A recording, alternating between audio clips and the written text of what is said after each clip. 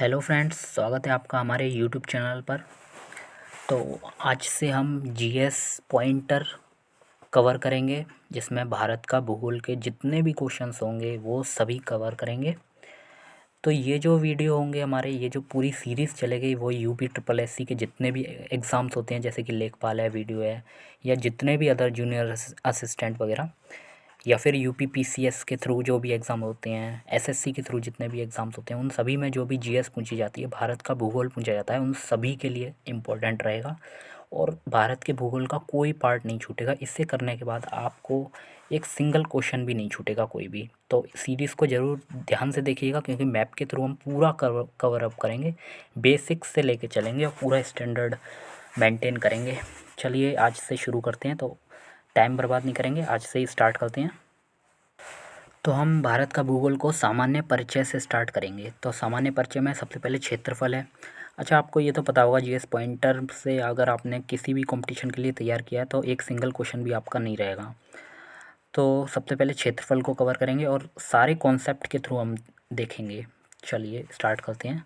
तो सबसे पहले यहाँ पूछा गया है भारत के बारे में सही कथन क्या है। तो कथन जान लीजिए यहाँ कुछ, जैसे यहाँ दिया गया है, स्थलमंडल के कुल क्षेत्रफल का लगभग 2.4% भाग अधिकृत किए हुए हैं।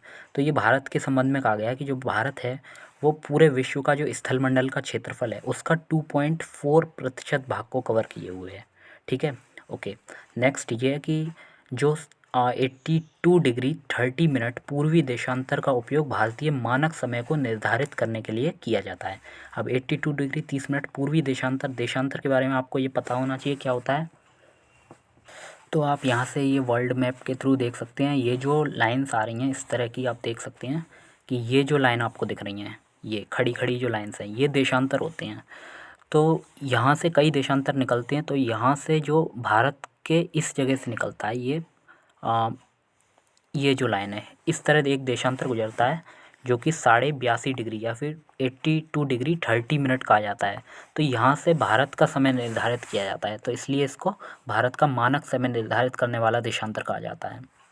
तो आप समझ गए होंगे अब कि 82.5 डिग्री या फिर 82 डिग्री 30 मिनट पूर्वी देशांतर का उपयोग वो भारतीय मानक समय को निर्धारित करने के लिए किया जाता है। अच्छा, पूर्वी देशांतर क्यों कहा? क्योंकि ये पृथ्वी है और ये जो है ये बीच का देशांतर होता है, 0 डिग्री देशांतर कहते हैं। फिर यहाँ से जो ये देशांतर निकलते हैं ये पूर्वी देशांतर हैं, और इस जगह जो है वो पश्चिमी देशांतर कहे जाते हैं। ओके, चलते हैं नेक्स्ट क्वेश्चन पे। भारतवर्ष आकार या क्षेत्रफल में विश्व का कौन सा है? तो 7वां सबसे बड़ा देश है। क्षेत्रफल की बात करें तो भारत 7वां है सबसे बड़ा देश। चलिए आगे चलते हैं। तो अभी हमने ये देख भी लिया कि भारत का क्षेत्रफल संसार के क्षेत्रफल का कितना है, 2.4% है। अच्छा, क्षेत्रफल में तो 2.4% है, लेकिन जनसंख्या में कितना है? तो जनसंख्या 17.5% है। तो मतलब पूरे विश्व में जितनी जनसंख्या है उसका 17.5% भारत में निवास करती है। आगे, अब जनगणना 2011 की बात चल रही है यहाँ। तो 2011 के अनुसार भारत में गाँव की संख्या कितनी है? तो यहाँ से आप लर्न कर लेना, 6,40,930 गाँव हैं। तो 6,40,930 गाँव, काफ़ी गाँव हैं, 6,40,930। तो फर्स्ट टॉपिक कंप्लीट हुआ। अगला है हमारा अक्षांशीय विस्तार। तो अक्षांश क्या होते हैं अभी आपको बताया था, देशांतर बताया था, अक्षांश भी देख लीजिए आप। तो ये हमारा पूरा वर्ल्ड मैप है। तो ये जो रेखाएं आपको दिख रही हैं, ये वाली, तो ये अक्षांश कहलाती हैं, और ये वाली जो रेखाएं खड़ी वाली वो देशांतर कहलाती हैं। ओके, तो आप समझ गए होंगे अक्षांश और देशांतर क्या होता है। तो अब हम ये भी कह सकते हैं ये काल्पनिक रेखाएं होती हैं, जो जैसे ये जो है ऊर्ध्वाधर रेखाएं, ऊर्ध्वाधर काल्पनिक रेखाएं जो हैं वो तो देशांतर होते हैं, और ये जो क्षैतिज रेखाएं हैं, क्षैतिज रेखाएं जो हैं वो अक्षांश होते हैं। तो अब यहाँ से ये फर्स्ट क्वेश्चन पूछा गया है, भारत का विस्तार कहाँ से कहाँ तक है, मतलब भारत कहाँ से कहाँ तक विस्तृत है। तो हम अक्षांश की बात करें तो 8 डिग्री 4 मिनट उत्तरी अक्षांश से लेकर 37 डिग्री 6 मिनट उत्तरी अक्षांश के बीच है भारत। फिर अगर देशांतर के बीच बात करें तो 68 डिग्री 7 मिनट पूर्वी देशांतर से लेकर 97 डिग्री 25 मिनट पूर्वी देशांतरों के मध्य ये है जो भारत है हमारा, इसकी स्थिति इन देशांतरों के बीच है। तो भारत की बात हमने की, अक्षांशीय विस्तार का मतलब क्या होता है कि जैसे ये अक्षांश यहाँ है 8 डिग्री 4 मिनट, ये 8 डिग्री 4 मिनट उत्तरी अक्षांश से लेकर ये है 37 डिग्री 6 मिनट, 37 डिग्री 6 मिनट। फिर अगर देशांतर की बात की थी हमने, तो यहाँ ये इस देशांतर से लेकर ये भारत इस देशांतर, यानी कि ये जो है वो 68 डिग्री 7 मिनट, 68 डिग्री 7 मिनट पूर्वी देशांतर से लेकर 97 डिग्री 25 मिनट, 97 डिग्री 25 मिनट इन अक्षांशों और देशांतरों के बीच भारत है। चलिए, आपको लर्न हो गया होगा। अब आगे चलते हैं। तो भारत के लगभग बीचों बीच से कौन सी रेखा गुजरती है? तो कर्क रेखा। अब कर्क रेखा क्या होता है ये भी देख लो। तो ये हमारा वर्ल्ड मैप, जैसा कि आपको पता है, तो वर्ल्ड मैप में जो रेखा एकदम बीचों बीच से गुजरती है, जैसे ये रेखा जो जा रही है पूरे वर्ल्ड के बीच से, तो ये अक्षांश रेखा जो बिल्कुल 0 डिग्री से गुजरती है, ये 0 डिग्री अक्षांश रेखा है, तो इसको विषुवत रेखा कहते हैं या भूमध्य रेखा कहते हैं। यहाँ लिख भी रहा होगा, ये आपको दिख रहा होगा। तो ये भूमध्य रेखा है, जैसे कि आप यहाँ देख सकते हैं विषुवत रेखा लिखा है यहाँ, तो विषुवत रेखा इसको कहते हैं हम, 0 डिग्री जो है। फिर अगर ऊपर उत्तरी अक्षांश में जाएँ, तो उत्तरी अक्षांश में जो ये तो 0 डिग्री है। फिर ये जो अक्षांशीय रेखा है जो 23.5 डिग्री पे, यानी कि 23 डिग्री 23.5 डिग्री कह सकते हैं, 23.5 डिग्री, जो 23.5 डिग्री पे जो रेखा, जो अक्षांश रेखा है, वो उसको हम कर्क रेखा कहते हैं। ये लिखा भी है, ये कर्क रेखा है। तो कर्क रेखा कौन सी होती है? तो वो अक्षांश रेखा जो 23.5 डिग्री उत्तरी अक्षांश रेखा है, वही कर्क रेखा है। अब ये 23 डिग्री ये तो ऊपर है। अगर हम नीचे बात करें, ये 0 डिग्री है, और 0 डिग्री के नीचे जो बात करें, 23.5 डिग्री पर जो नीचे है, नीचे मतलब दक्षिणी अक्षांश पर जो है, उसको हम मकर रेखा कहते हैं। तो ये कर्क रेखा हो गई ऊपर, और ये मकर रेखा हो गई नीचे।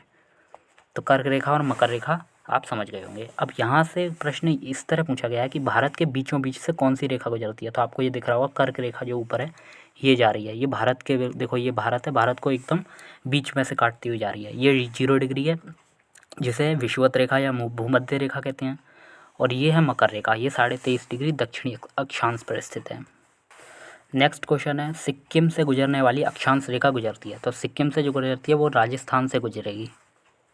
यहाँ हम देख सकते हैं, तो सिक्किम अगर आपको यहाँ दिख रहा हो, ये सिक्किम है हमारा, और सिक्किम से जो अक्षांश रेखा इस तरह जाएगी, तो वो आपको दिख रहा होगा, ये राजस्थान है, राजस्थान से होकर जरूर जाएगी।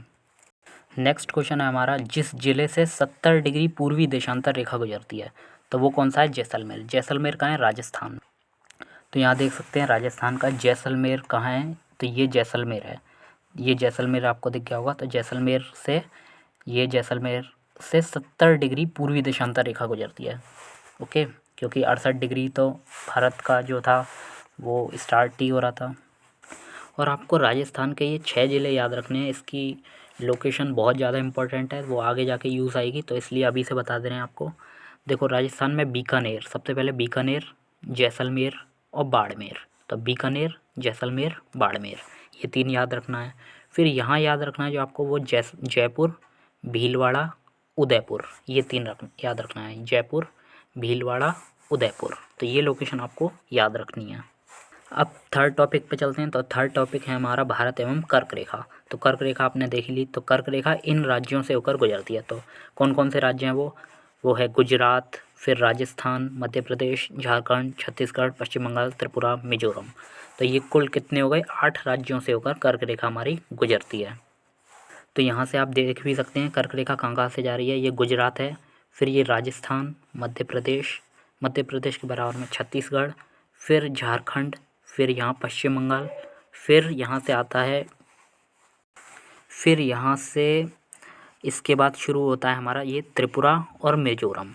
तो ये 8 राज्य हो गए टोटल जहाँ से कर्क रेखा गुजरती है। अच्छा, आपको ये लोकेशन, इनकी जो 7 सिस्टर्स हैं, इनकी लोकेशन याद रखनी है। ये बहुत ज़्यादा इंपॉर्टेंट है, ये हमेशा यूज़ आएगी, तो इसलिए अभी से याद कर लेना। फर्स्ट वीडियो में ही आपको याद करा देंगे कि अरुणाचल प्रदेश, फिर उसके ठीक नीचे नागालैंड, फिर मणिपुर, फिर मिज़ोरम, फिर यहाँ है त्रिपुरा। त्रिपुरा के बाद यहाँ है मेघालय, और बीच में इन सबको घेरे, मतलब इन जो असम है वो इन सभी राज्यों से घिरा हुआ है, ऐसा समझ सकते हैं आप। तो अरुणाचल प्रदेश, नागालैंड, मणिपुर, मिज़ोरम, त्रिपुरा, मेघालय, ये असम। तो ये 7 सिस्टर्स में होता है, और 7 सिस्टर्स में सिक्किम नहीं आता है, ये चीज़ भी ध्यान रखना। अब नेक्स्ट क्वेश्चन हमारा है तो अगरतला, गांधीनगर, जबलपुर, उज्जैन में से कर्क रेखा के निकटतम दूरी पर स्थित है। तो कर्क रेखा आपको पता है कहाँ से गुजरती थी, गुजरात से, और गुजरात में गांधीनगर है, तो गांधीनगर कैपिटल से गुजरता है ये। तो जैसा कि आप देख सकते हैं कर्क रेखा ये जा रही थी और गांधीनगर यहाँ कैपिटल है गुजरात की, तो कर्क रेखा के बिल्कुल नज़दीक है गांधीनगर। सेम ऐसे ही नेक्स्ट क्वेश्चन है। अब ये सारे शहर हैं, इसमें कर्क रेखा के निकट कौन है? तो आपको पता है कर्क रेखा पश्चिम बंगाल से भी गुजरती है और पश्चिम बंगाल की कैपिटल जो है वो कोलकाता है, तो कोलकाता के निकट है कर्क रेखा। फिर भारत को दो लगभग बराबर भागों में विभाजित करने वाला अक्षांश कौन सा है? तो अभी पढ़ा है आपने कर्क रेखा, जिसको हम 23.5 डिग्री उत्तरी अक्षांश रेखा कहते हैं। आगे नेक्स्ट है, फिर ये शहर के नाम दिए झारखंड, मणिपुर, मिजोरम, त्रिपुरा राज्यों में से कर्क रेखा के उत्तर में स्थित भारतीय राज्य। तो कर्क रेखा के उत्तर में मणिपुर। अभी मैंने आपको कहा था कि 7 सिस्टर्स के जो स्टेट्स हैं वो आपको याद होने चाहिए। तो यहाँ आप देख सकते हैं कर्क रेखा ये जा रही है और कर्क रेखा से जो 2 राज्य हैं 7 सिस्टर्स में वो मिज़ोरम और त्रिपुरा हैं, और जो मणिपुर है वो इसके ऊपर है, उत्तर में स्थित है। तो यही पूछा गया है कर्क रेखा के उत्तर में क्या है, तो आप देख सकते हैं यहाँ से मणिपुर। नेक्स्ट इस टॉपिक का लास्ट क्वेश्चन, हैदराबाद, चेन्नई, भोपाल, दिल्ली शहरों में से जून के माह में दिन की अवधि अधिकतम होती है कहाँ? दिल्ली में। तो दिल्ली में जून के माह में सबसे अधिकतम अवधि होती है दिन की। तो नेक्स्ट क्वेश्चन आता है मानक समय का। तो मानक समय का इंपॉर्टेंट है, देख लेना, अगर समझ में आए तो ठीक है, नहीं तो स्किप कर देना क्योंकि इसमें थोड़ा सा मैथ्स का यूज़ होगा। तो जब भारतीय मानक समय के याम्योत्तर पर अर्धरात्रि यानी कि 12 बजे हैं, तो एक स्थान पर सुबह का 6 बजे आता है, तो उस स्थान की अवस्थिति जिस याम्योत्तर पर है वह है, यानी कि पूछा गया है ये किस अक्षांश पर है जो 6 बज रहे हैं। अब आपको ये चीज़ पता होनी चाहिए। सबसे पहले तो जो अभी आपको बताया था कि ये वर्ल्ड मैप जो होता है उसमें ये 0 डिग्री अक्षांश रेखा होती है। फिर देशांतर पर चलते हैं हम, ये 0 डिग्री देशांतर रेखा है। तो भारत का मानक समय जो है वो हम सपोज़ ये 82.5 डिग्री पूर्वी देशांतर रेखा है, 82.5 डिग्री जो पूर्वी देशांतर रेखा है वो ये है, और यहाँ से इसी रेखा से भारत का मानक समय निर्धारित होता है। तो क्वेश्चन में कहा गया है कि भारत का जो मानक समय है उस पर तो अर्धयात्री यानी कि 12 बजे हैं। तो आपको ये कॉन्सेप्ट समझना होगा कि जैसे ही हम 1 डिग्री देशांतर बढ़ते हैं, जैसे सपोज़ एक देशांतर ये है और दूसरा देशांतर ये है, तो अगर इस पे 8 बज रहे हैं तो एक देशांतर का जैसे ही गैप आया तो यहाँ 8:04 होंगे। ये जो देशांतर है वो 4 मिनट आगे होगा, यानी कि 1 डिग्री देशांतर पर चलेंगे तो 4 मिनट का अंतर आता जाएगा। ऐसे ही दूसरा देशांतर पर और 4 मिनट आगे होगा, ये तीसरा जो देशांतर होगा वो और 4 मिनट आगे होगा। इस तरह आपको समझना है। तो हम ऐसा समझ सकते हैं कि 4 मिनट जो होता है वो 1 डिग्री देशांतर को दिखाता है।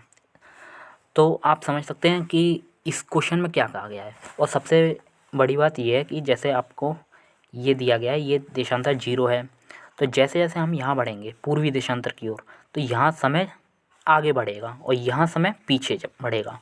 तो कहीं से भी बात करें, इस जगह अगर हम आएंगे ईस्ट की ओर आएंगे तो समय आगे होगा, और वेस्ट की ओर आएंगे तो समय पीछे होगा। एग्जाम्पल के थ्रू बहुत अच्छा समझ में आएगा। जैसे सबसे पहले अच्छा ऐसे ही देख लेते हैं, जैसे भारत है, तो भारत आपको पता है कि ये हमने बताया था 68 डिग्री 7 मिनट देशांतर पर स्थित है, और दूसरी ओर ये भारत का दूसरी छोर पर ये है, तो ये 97 डिग्री 25 मिनट पर स्थित है। तो लगभग 30 डिग्री का अंतर आपने देखा होगा, 30 डिग्री देशांतर का अंतर है।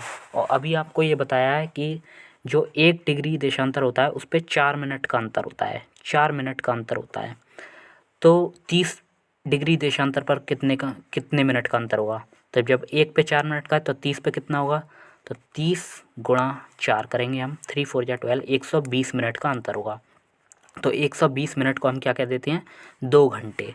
तो यहाँ अगला क्वेश्चन इसी के रूप में पूछा गया कि गुजरात के सबसे पश्चिमी गांव, जैसे अगर हम भारत का मैप ड्रॉ करें तो ये अच्छा नहीं बना है, कोई दिक्कत नहीं है, आप थोड़ा सा एडजस्ट करना। तो ये भारत का ये क्या है? ये सबसे पश्चिमी गांव है, और ये अरुणाचल प्रदेश का ये सबसे पूर्वी गांव है, ये इस तरफ। तो इनमें वलांग के समय कितने घंटे का अंतराल होगा? तो आपको बता दिया कि ये जो है गुजरात का सबसे पश्चिमी गांव है और ये अरुणाचल प्रदेश का सबसे पूर्वी गांव है। तो इन देशांतरों के बीच का अभी बताया था कितना, 30 डिग्री देशांतर का अंतर है। तो 30 डिग्री में आपको बताया, जब 1 डिग्री में 4 मिनट का अंतर होता है, 1 डिग्री में 4 मिनट का अंतर होता है, तो 30 डिग्री में कितने का अंतर होगा? 120 मिनट। 120 मिनट यानी कि 2 घंटे का अंतर होगा। तो यहाँ हम कह सकते हैं कि अगर इस जगह 8 बज रहे हैं तो यहाँ ये आगे होगा, ये 10 बजा रहा होगा। ठीक है, अगर सुबह के अगर यहाँ 8 बज रहे हैं तो यहाँ 10 बज रहे होंगे, ये 2 घंटे आगे चलेगा। तो ये क्वेश्चन आपका कंप्लीट हो गया सेकंड वाला। अब फर्स्ट क्वेश्चन कैसे करेंगे? तो यहाँ आपको समय पता है कि भारतीय मानक समय जो है वो 82.5 डिग्री से नापा जाता है। तो 82.5 डिग्री जो पूर्वी देशांतर है वहाँ 12 बज रहे हैं, ये कह रहा है साफ अर्धरात्रि है। तो वो स्थान देखना है जहाँ कितने बज रहे हो, 6 बज रहे हो। तो आपको ये देखना है कि जब 12 एक तरफ 12 बज रहे हैं और दूसरी तरफ 6 बज रहे हैं, यानी कि 12 से 1 बजा होगा, 2 बजा होगा, फिर 3 बजा होगा, फिर 4, 5, 6, इस तरह 6 घंटे का अंतर है। तो हमने ये देखा कि जैसे अभी आपने देखा 1 डिग्री पे 4 मिनट का अंतर होता है। ठीक है, तो इस हिसाब से अगर देखा जाए तो 15 मिनट के अंतर पर 60 मिनट अगर देखें तो 60 मिनट पे कितने का अंतर होगा? जब 4 मिनट का अंतर होता है किसी जगह, 2 जगह पर, तो 1 डिग्री अक्षांश का अंतर पाया जाता है। यानी कि 1 डिग्री अक्षांश अगर हम इधर चलेंगे पूर्व की ओर तो 4 मिनट का अंतर पाया जाता है। तो बताओ कितने कितने डिग्री का अंतराल होगा जब 60 मिनट का अंतर होगा, मतलब 60 मिनट का डिफरेंस कब पाया जाएगा? तो इसमें आप देख लेना, 4 में किसका मल्टीप्लाई किया जो 60 आया, तो 4 वन जा 4, 4 5 जा 20, तो 15 का। तो 15 में 1 का मल्टीप्लाई करेंगे तो 15 डिग्री। या फिर आप लर्न भी कर सकते हैं, आप डायरेक्ट इसको याद कर लेना कि 15 डिग्री अक्षांश अगर हम इधर की ओर मूव करेंगे, कहाँ की ओर? पूर्व की ओर, तो 60 मिनट यानी कि 1 घंटे का अंतर पाया जाएगा। ये याद हो गया तो आपको सब आ गया फिर, क्योंकि 15 डिग्री जो देशांतर है उसके अंतराल पर 1 घंटे का अंतर पाया जाता है। और यहाँ अंतर कितना दिया है? 6 घंटे का। 6 घंटे का दिया है आपको साफ, क्योंकि एक तरफ 12 बज रहे हैं और दूसरी तरफ 6 बज रहे हैं।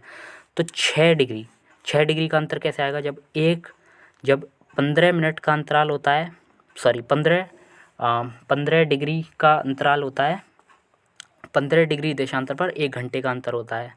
तो 6 घंटे का अंतर कितने पर होगा, कितने अंतराल पर होगा? तो 15, 6 या 90, तो 90 देशांतर चलेंगे हम। और आपको ये पता है 82.5 डिग्री पूर्वी देशांतर पर तो 12 बज रहे हैं, तो यहाँ कितने बज रहे? सुबह के 6 कितने बज रहे होंगे? 90 डिग्री के अंतराल पर, तो प्लस 90 कर देना, तो आपको पता लग जाएगा 172 डिग्री 30 मिनट।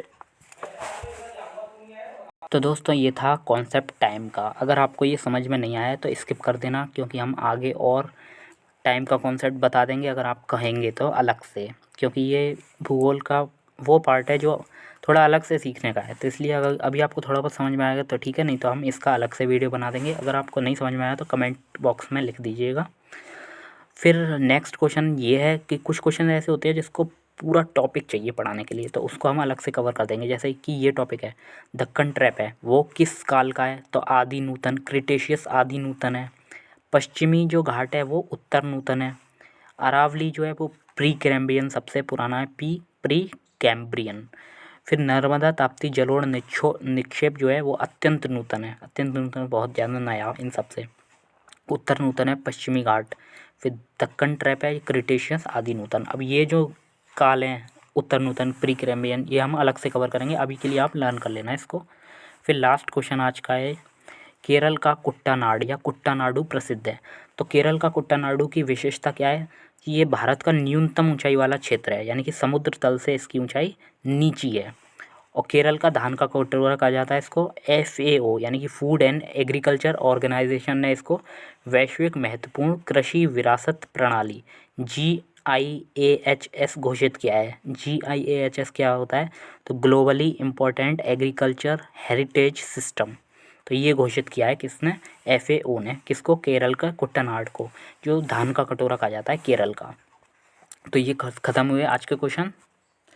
तो इसी तरह हम कॉन्सेप्ट के साथ चलते रहेंगे और आप सारे भूगोल के क्वेश्चन इसी कॉन्सेप्ट के थ्रू कवर करेंगे, और इससे भी बहुत अच्छी तरह हम पूरा कवर करेंगे। तो पूरे सेशन को ज्वाइन करना, मस्त एक तरीके से आपका पूरा भूगोल कंप्लीट होगा। चलिए चलते हैं, नेक्स्ट वीडियो में मिलते हैं फिर, बाय।